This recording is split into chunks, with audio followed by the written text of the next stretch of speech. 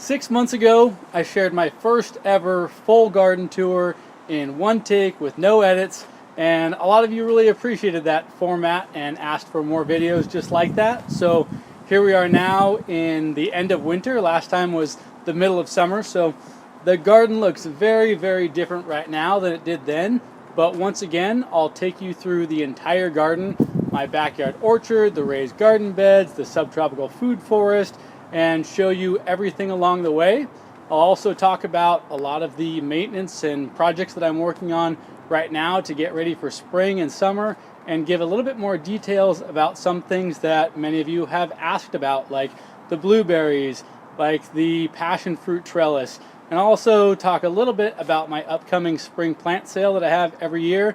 I pretty much only talk about that on Instagram, but I'll give you the dates on that here on YouTube for the first time because it's a fun plant sale. I start 2,500 seedlings. All of the vegetables that I grow in my vegetable garden I sell there, and I'm also going to have a lot of very rare, unique plants from my subtropical food forest. So I'll talk a little bit about that. But let's check it out. So starting here, kind of the overview of the backyard from my back deck.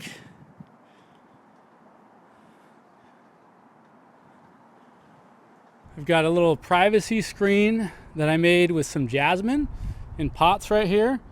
And this is something I haven't really shown before, but I just used cattle panel and conduit pipe that I spray painted. And it's been a solid little privacy screen right here for the deck. Speaking of privacy screens, a lot of people ask about this hedgerow along here. And I have a full video on that. That's a bay laurel hedgerow that I planted when I moved in.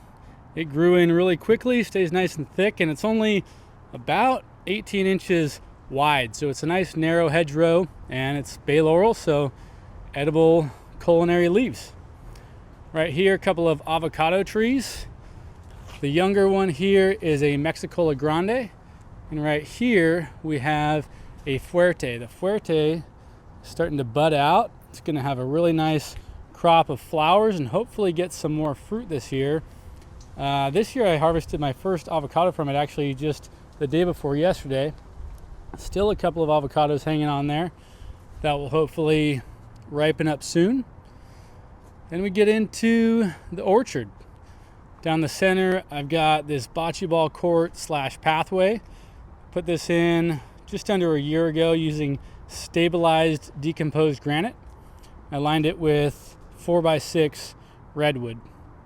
So coming down this side of the orchard, first tree right here is a giant Fuyu persimmon. It's the only tree in the orchard that hasn't fruited yet, so hopefully this will be its year. Next to it, I've got a Flavor Delight aprium, so apricot plum cross. You can see it's got a lot of fruit already setting on it. I've got a lot of videos on this orchard from the day of planting, all the pruning. First day I planted all these trees, I pruned them all down to knee high right there, making one cut. Next year, prune them a little bit higher and just kind of keep that going. So I've got a lot of pruning videos, both summer and winter pruning for all of the trees here in the orchard if you're interested in learning more about that. This beauty right here is a Double Delight nectarine. So it has these beautiful pink double blossoms all over it and one of the most delicious nectarines you'll ever eat. This is a Shinseki Asian pear. And then we've got the Pink Lady apple. This is a beautiful, productive tree, very delicious fruit, and it's a variety of apple that's actually self-fruitful in my area, so it doesn't need a pollinator. You can see it's getting a lot of little pink buds on it right now. All these little green spots that you can see at this point are going to be little flower clusters. That'll get a lot of fruit. So I'm done pruning all these trees, but I will have to thin the fruit of these trees once they start to set. This is a blackjack fig. I plan on doing some grafting onto this fig tree pretty soon to get more varieties on it. This is my tiger stripe panache fig. Beautiful yellow and green striped figs with bright red flesh that tastes like raspberries. Here's my Lee jujube. This is actually the only one that I haven't pruned yet. Hasn't started to bud out, but I do need to prune these. These are pretty wonky and strange to prune, so I'm making a full pruning video for this I started filming last year at this time. So I like to be able to show you guys not only the pruning cuts that I make, but the results of all those cuts. I think it helps with confidence because pruning can be very intimidating. This right here is my O. Henry peach. It's my later peach tree. This is a Spice Z Nectar plum. And then next to it we have the Eva's Pride peach, earlier peach. You can see it's got quite a bit of leaf curl on it. And the reason is that this year I tried something different. I tried not to use Liquid Cop, the copper spray that I normally use, and went with a different, more organic product, and it didn't work. So I don't think I'll be doing that again. Then we have a Giro Fuyu persimmon, different type of Fuyu. Then you probably noticed on both sides of the path I have these potted plants. So I've got 10 different varieties of blueberries, all in these 18 by 16 terracotta pots.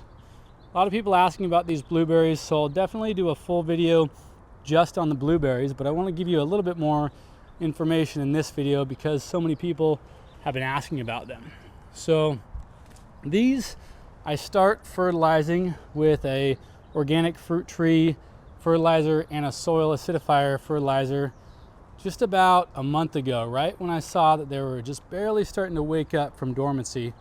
And you can see they are absolutely loaded down with flowers right now. If you watched my tour last summer, they were loaded down with fruit.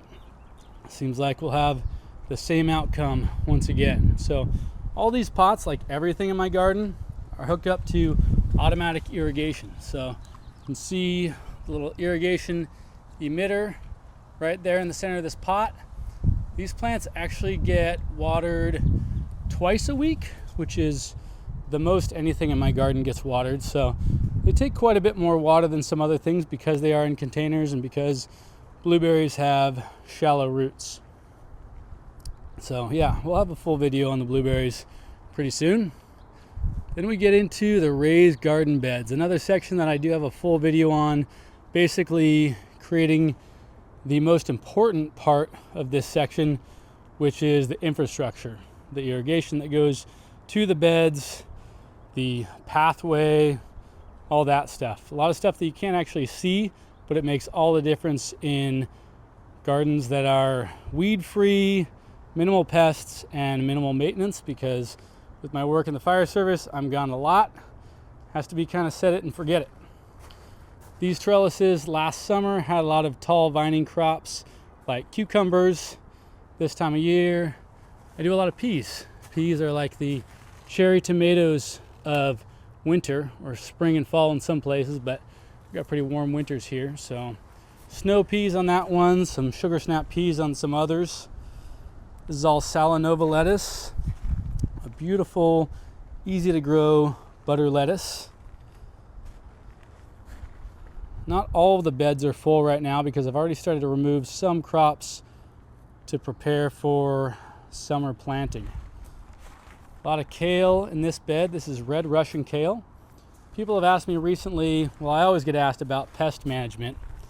That's a huge topic. I practice integrated pest management, so it's sort of integrated into everything. There's not one or two things that I can mention, but one thing I'll mention about pest management for kale is that I've learned that, well, you've probably noticed kale, cabbage moths, cabbage worms are one of the big predators on kale. Those little green worms that tend to hide right on the stem of the kale.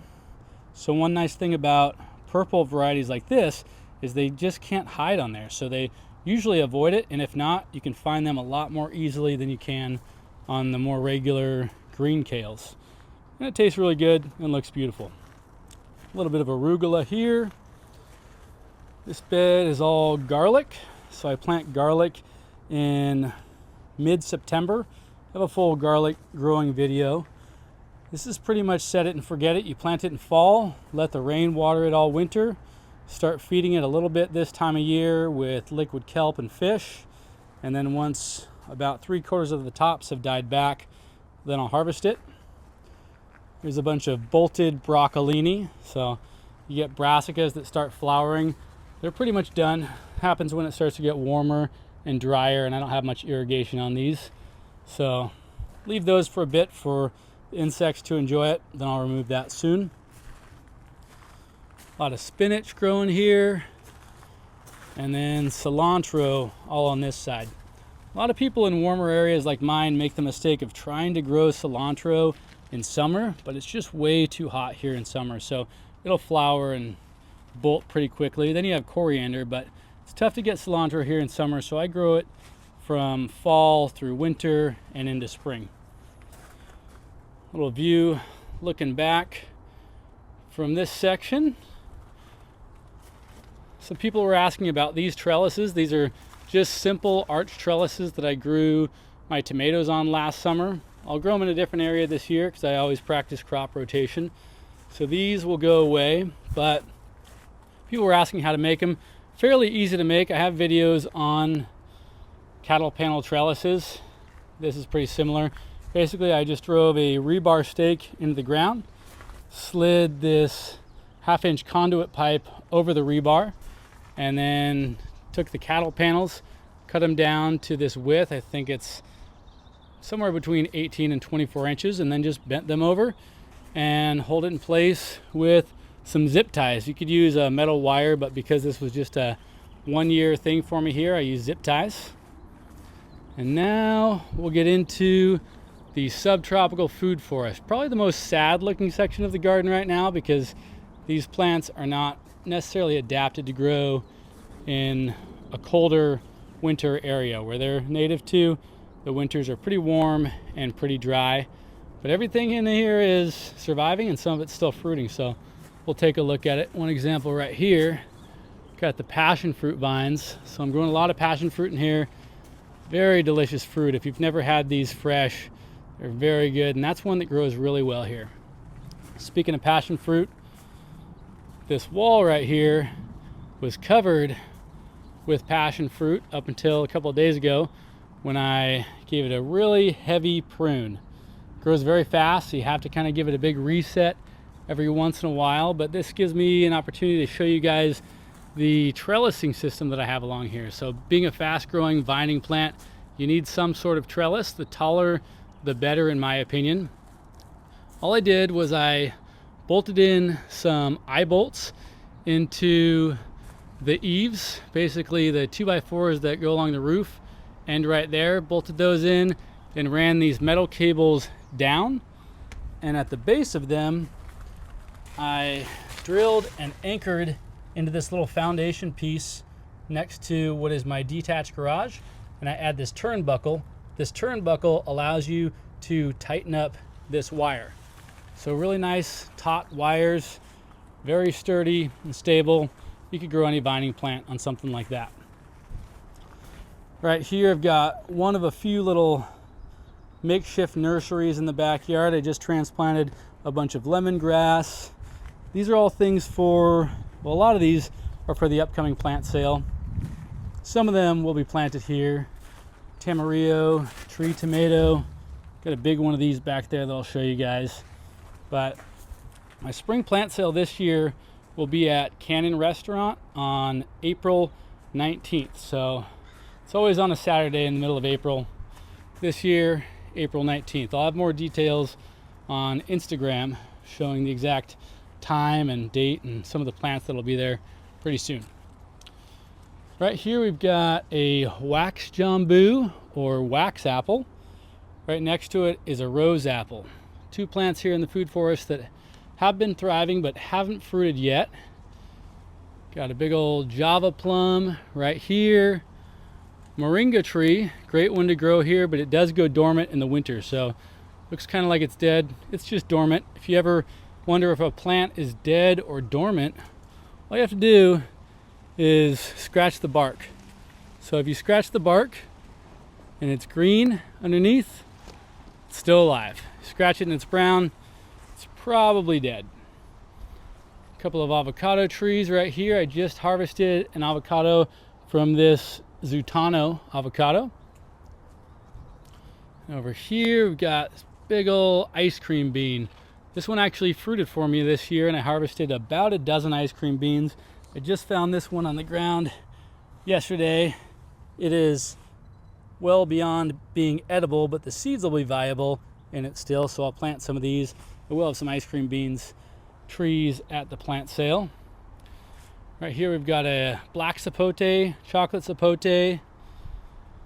This is a babako papaya, delicious, cold hardy papaya variety that is all female flowers and it's self-fruitful. Great one to grow in this area. Does not look or taste like the papayas that you might find at a grocery store. And here's the stock tank pool that was full in summer, my little plunge pool back here. This time of year I just cover it up to keep all the fallen fruit out of it. Got some more passion fruit right there. Over here, one of my favorite fruits, this is the white sapote. Vernon white sapote is what this one is. I grow a few different varieties of white sapote, but Vernon is the one that I've been getting a lot of fruit on, and it's a vigorous grower.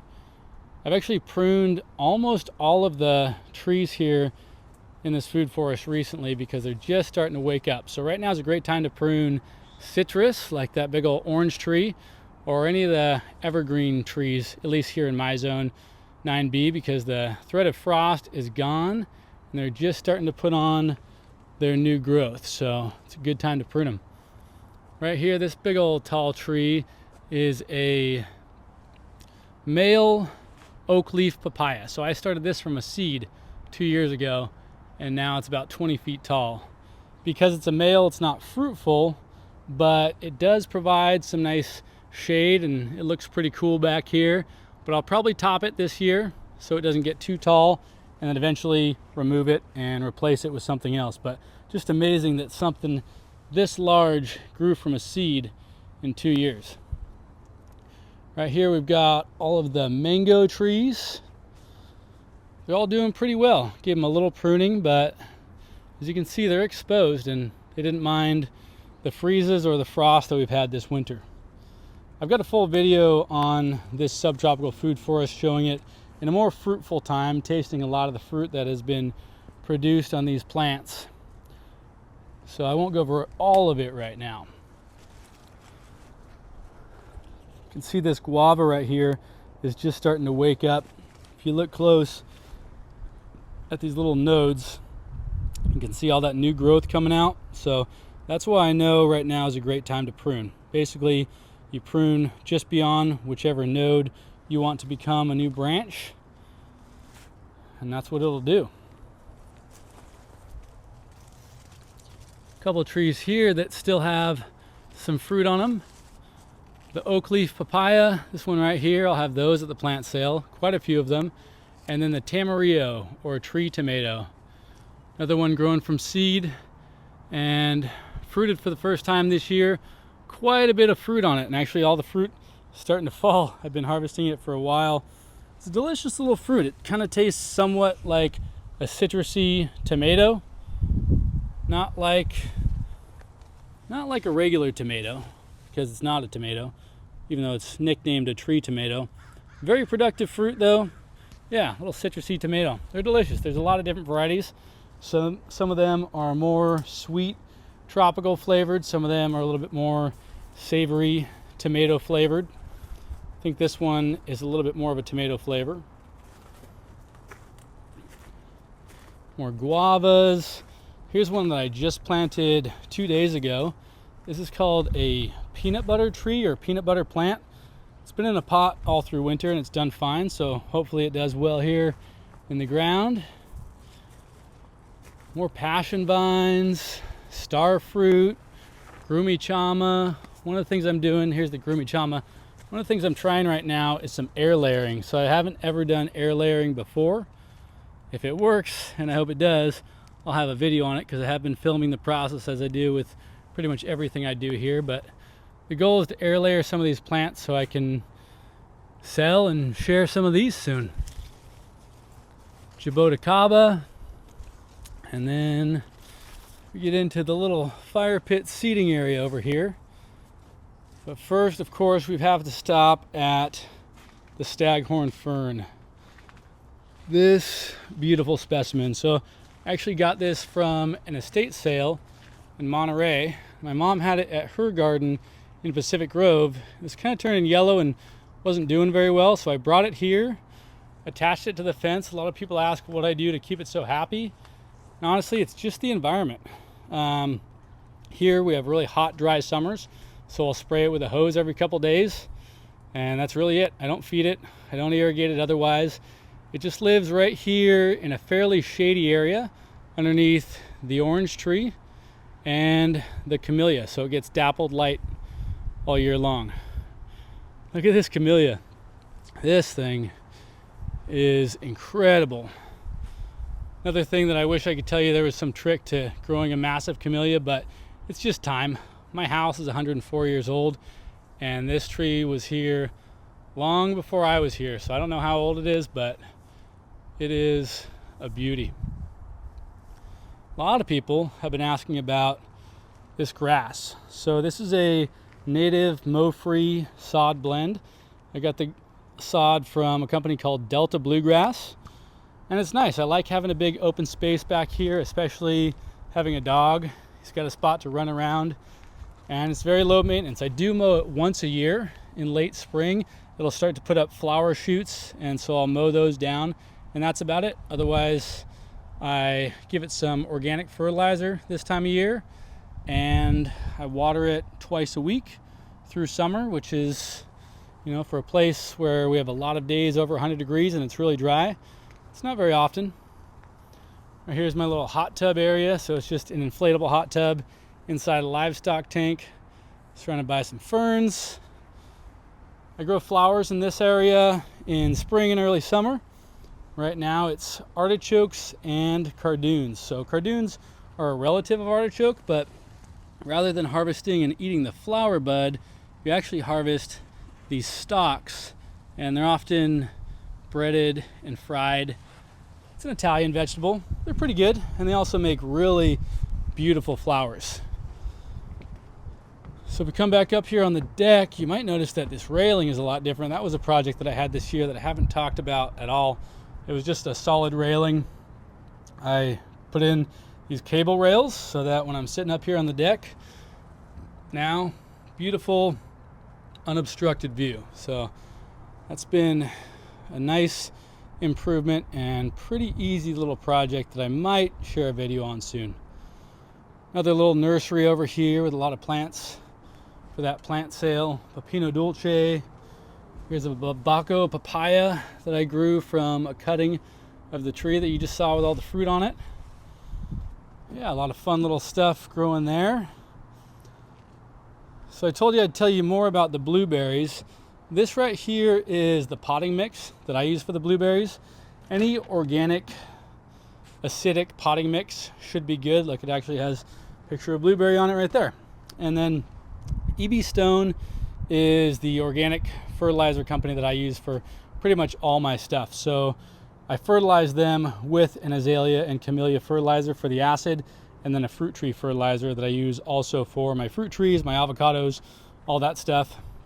I just have this here to show what kind of the company looks like, but any organic fertilizer should do well if it's meant for fruits. And Sure Start is the one that I use pretty much when I plant anything in the garden, whether it's an annual vegetable or a fruit tree or anything. The other project that I'm doing right now is painting some of the fruit trees. So this is an organic tree paint, and it's not necessary for everything. I don't have to paint these trees in my orchard right now because they're going to be full of leaves and they've got pretty thick bark on them. I did paint them when I first planted them because they were very exposed and they had thin bark. But what I do paint every year is any section of my avocado trees that have exposed bark. So avocados eventually will have nice thick bark that is not very susceptible to sunburn. But when they're young, they have very thin green bark like this that is extremely susceptible to sunburn. So this is south facing. If I didn't paint this, that would sunburn within a couple weeks once it starts getting warm here in spring and summer, and that would create a wound on that tree that would probably never fully heal. So do not underestimate the importance of painting your avocado trees, citrus, anything with thin bark. All right, that's the state of the state for the winter garden. If you enjoyed this video, hit that like button, If you want to see more videos like this, consider subscribing. And as always, if you have any questions at all about my garden or your garden, ask them in the comments below. Happy gardening.